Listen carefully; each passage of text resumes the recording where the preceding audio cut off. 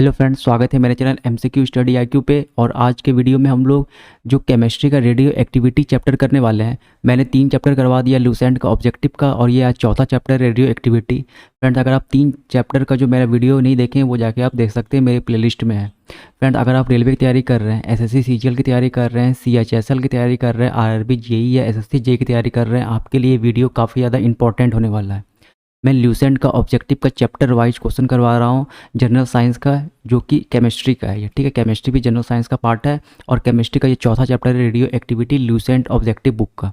तो चलिए फ्रेंड्स, शुरू करते हैं सबसे पहले सवाल से। सबसे पहला सवाल है, the phenomenon of the radioactivity was discovered in 1898 AD by, किसके द्वारा खोजा गया था रेडियो एक्टिविटी का फिनोमेनन? तो ऑप्शन नंबर ए, हेरनी बैक्वेरल के द्वारा, ठीक है। काफ़ी इंपॉर्टेंट सवाल रहेगा ये, तो आप इस सवाल को अच्छे से कर लेना। ये एसएससी 2013 का सवाल है, ठीक है। रेडियो एक्टिविटी किसने खोजा था? तो हेरनी बैक्वेरल ने 1898 ईस्वी में। Second, the SI unit of radio activity is, ये बीएसएससी ग्रेजुएट लेवल 2016 हाल फिलहाल का सवाल है। तो जो खोजा है, मतलब जिसने खोजा है उसी के, उसका क्या होता है, रेडियो एक्टिविटी का एसआई यूनिट होता है। यानी एसआई यूनिट क्या होगा? बैक्वेरल, ठीक है। ये प्रोनाउंसिएशन फ्रेंड आप देख लेना क्या होता है, ये बैक्वेरल ही लिखा हुआ है, ठीक है। Question number third, a radio active substance emit, radio active substance क्या इमिट करता है? मेरा जो कल का वीडियो देखे होंगे, तो उसमें मैंने बताया था, वहाँ पे सिर्फ ऑप्शन में बीटा गामा पार्टिकल था। उसके बाद क्या किया था, वहाँ पे एक्सरे वगैरह दिया था, ठीक है। तो वहाँ का जो सिर्फ सही क्या होता है, गामा पार्टिकल। लेकिन मैंने वहाँ बताया था कि जो रेडियो एक्टिव सब्सटेंस है वो गामा, अल्फ़ा, बीटा, गामा तीनों पार्टिकल इमिट करता है। तो इसका राइट आंसर क्या होगा? All of 3। जो रेडियो एक्टिव सब्सटेंस होता है वो अल्फ़ा, बीटा, गामा तीनों पार्टिकल इमिट करता है। ये काफ़ी ज़्यादा इंपॉर्टेंट सवाल रहेगा। Question number 4, a heavy water is used as coolant in nuclear reactor because heavy water is, ये एसएससी 2014 का सवाल है। तो इसका आंसर क्या होगा? Water containing heavy isotope of hydrogen. ये हैवी वाटर जो होता है, इसका फॉर्मूला क्या होता है? D2O। और एक बात और आपको याद रखना है फ्रेंड, इसका जो मास होता है वो 20 होता है, ठीक है। और नॉर्मल वाटर का मास कितना होता है? ये होता है 18। ये क्या है? ये ड्यूटेरियम हाइड्रोजन का आइसोटोप होता है। आइसोटोप क्या होता है? Having same position but different mass number. तो इसका मास कितना होता है? यहाँ पे 2 हो जाता है, ठीक है। ये बात आपको याद रखना है। तो चौथा का आंसर क्या होगा? D, water containing heavy isotope of hydrogen. Question number 5, which of the following element is not radio active? SSC 2013 का सवाल है। तो इनमें से कौन सा रेडियो एक्टिव नहीं है? तो ऑप्शन नंबर ए जो होगा, जर्कोनियम, ये रेडियो एक्टिव सब्सटेंस नहीं है, ये हैवी मेटल है। याद रखना, ये क्या है? हैवी मेटल है। Question number 6, which of the following element does not exhibit natural radio activity? मतलब नेचर में ये रेडियो एक्टिविटी के फॉर्म, रेडियो एक्टिव के फॉर्म में एलिमेंट नहीं रहता है। तो इसका राइट आंसर क्या होगा? एल्यूमिनियम। सबको पता है एल्यूमिनियम क्या है? मेटल है। ये रेडियो एक्टिव सब्सटेंस नहीं, ये क्या है? मेटल है। नेक्स्ट क्वेश्चन करते हैं, क्वेश्चन नंबर 7।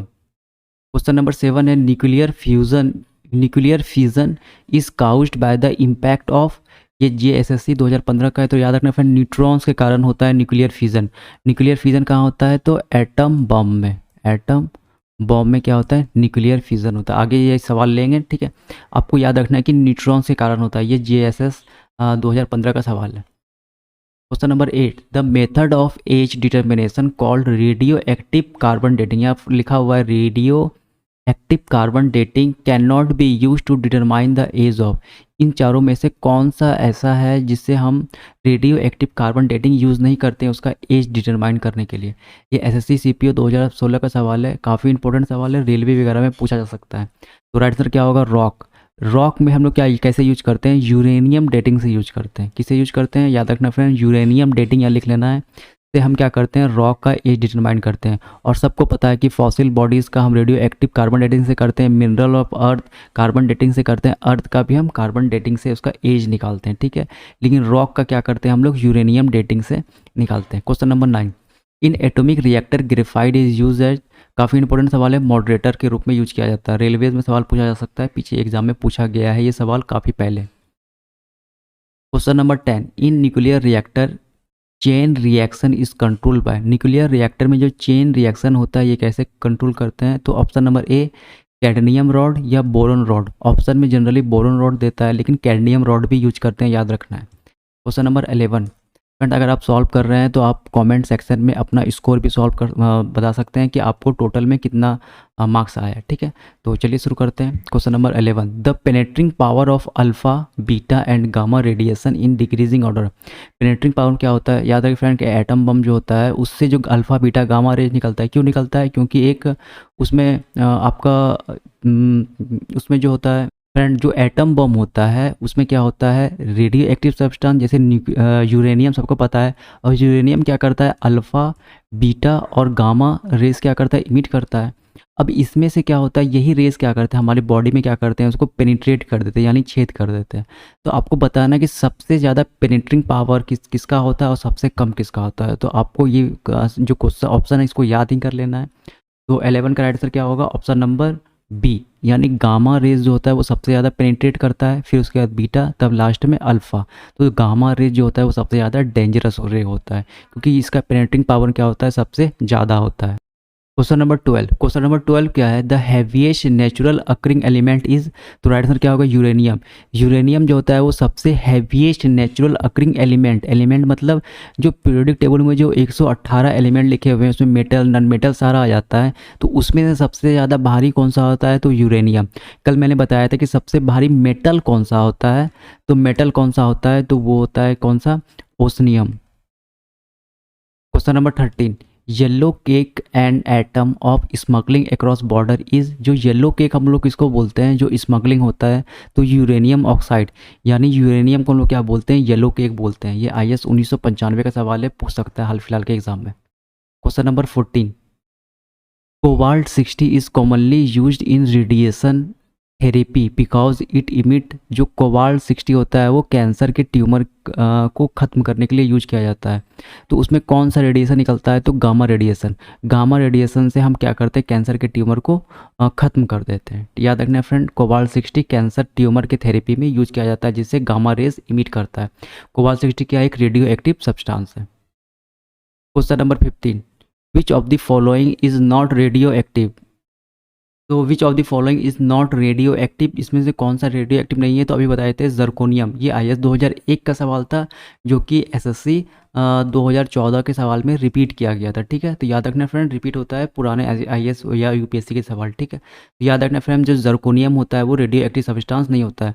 ये जो ट्रिटिनियम लिखा हुआ है ना, ये हाइड्रोजन का होता है आपका एसोटोप, और एकमात्र हाइड्रोजन का एसोटोप ट्रिटिनियम जो होता है वो रेडियो एक्टिव होता है, ठीक है। Question number 16, which of the following element is essential for the construction of nuclear reactor. Nuclear reactor को बनाने में सबसे इम्पॉर्टेंट जो एलिमेंट है वो कौन सा होता है? तो राइट आंसर क्या होगा? जर्कोनियम। याद रखना है फ्रेंड्स, जर्कोनियम का यहाँ यूज हो गया है। Question number 17, U235 belong to under member of the series. तो इसका आंसर क्या होगा? Actinium series. जो पीरियड टेबल में होता है एक्टेनियम सीरीज और दूसरा होता है लेंथेनियम सीरीज। तो एक्टेनियम सीरीज में आपको यूरेनियम मिलेगा और यही है यूरेनियम 235 जो कि रेडियो एक्टिव होता है, जिससे न्यूक्लियर बॉम्ब बनाया जाता है। तो एक्टेनियम सीरीज में आपको मिलेगा पीरियोडिक टेबल में। SSC 2016 का सवाल है, काफ़ी इंपॉर्टेंट रहेगा आपके एग्जाम के लिए। Question number 18, which of the following is used in treatment of blood cancer. UPPCS 2016 का सवाल है ये। तो ब्लड कैंसर में कौन सा ऐसा क्या यूज करते हैं, कौन सा रेडियो एक्टिव सब्सटेंस? फास्फोरस। जो फास्फोरस 32 है वो हम लोग ब्लड कैंसर में यूज़ करते हैं। अब याद रखना, आयोडीन जो होता है, आयोडीन 131 थायराइड ग्लैंड में। सोडियम 24 जो गले में जो ग्वाइटर हो जाता है उसको मॉनिटर करने के लिए यूज करते हैं। और कोबाल्ट 60 अभी तुरंत बताए थे कैंसरस ट्यूमर को ख़त्म करने के लिए। ये तीनों आपको अलग अलग तीनों रेडियो एक्टिव है चारों, लेकिन अलग अलग ट्रीटमेंट पे यूज होता है। तो कैंसर के ट्रीटमेंट में क्या यूज होता है? तो फास्फोरस 32 याद रखना है, और एक क्वाइटर वाला पूछता है ये वाला सोडियम 24, और आयोडीन 131 थायराइड, और कोबाल्ट 60 चारों बहुत इंपॉर्टेंट है। कोबाल्ट 60 कैंसरस ट्यूमर को ख़त्म करने के लिए यूज किया जाता है। Question number 19, an alpha particle carries two positive charge, its mass is very nearly equal to. देखो अल्फा पार्टिकल जो होता है वो 2+ चार्ज होता है उस पर, तो उसका मास किसके नियर होता है, तो and the mass of atom helium, atom of helium के मास के इक्वल होता है। अगर आपसे पूछेगा कि अल्फा पार्टिकल जो होता है वो सबसे ज़्यादा किससे सिमिलरिटीज़ होता है उसका, तो भी आपको हीलियम मारना है, हीलियम ऑप्शन आपको वहाँ पे टिक करना है। तो एटम ऑफ हीलियम, ये बीपीएससी अकाउंट ऑफिसर 2016 का सवाल है, रिपीट कर सकता है अब आने वाले सवालों में भी। Question number 20, which of the following is the natural and weekly interacting सब एटॉमिक पार्टिकल।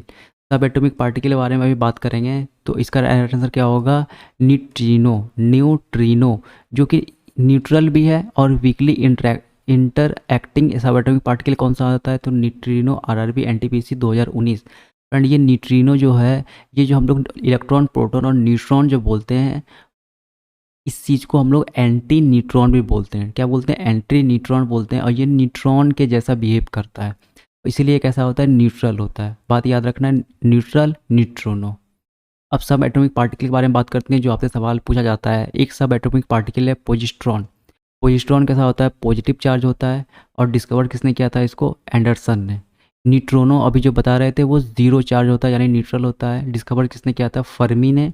एक होता है मेसोन, मेसोन क्या होता है, पॉजिटिव भी होता है, निगेटिव भी होता है और न्यूट्रल भी होता है, ये तीनों होता है।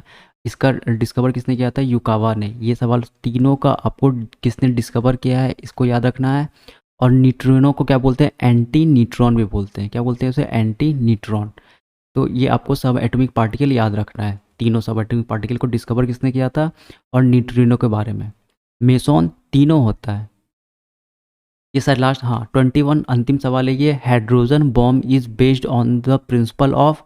जो हाइड्रोजन बम होता है वो किस प्रिंसिपल पर बेस्ड करता होता है, तो न्यूक्लियर फ्यूज़न पे, न्यूक्लियर फ्यूज़न पे। और जो एटम बम होता है वो न्यूक्लियर फिजन पे। ये भी बात आपको याद रखना है। एक बात आपको याद रखना है, जो सन में से जो हमको जो एनर्जी मिलती है, इतना हीट जो होता है वो न्यूक्लियर फ्यूज़न के कारण होता है। तो सन में जो एनर्जी मिलता है वो nuclear fusion, atom bomb nuclear fission, और हाइड्रोजन बम भी न्यूक्लियर फ्यूज़न। मोस्ट इंपॉर्टेंट सवाल था ये, लास्ट सवाल था। तो आप कमेंट कर सकते हैं। मेरे चैनल को सब्सक्राइब नहीं किए तो आप सब्सक्राइब कर लीजिए, आपको ऐसा वीडियो हर एक दिन पे आपको मिलेगा, क्योंकि मैं पूरा लूसेंट ही ख़त्म करने वाला हूँ जनरल साइंस का, इंग्लिश मीडियम वालों के लिए। जो हिंदी में देखना चाहते हैं वो मेरा हिंदी में भी वीडियो अवेलेबल है। तो इस वीडियो में इतना ही, थैंक यू।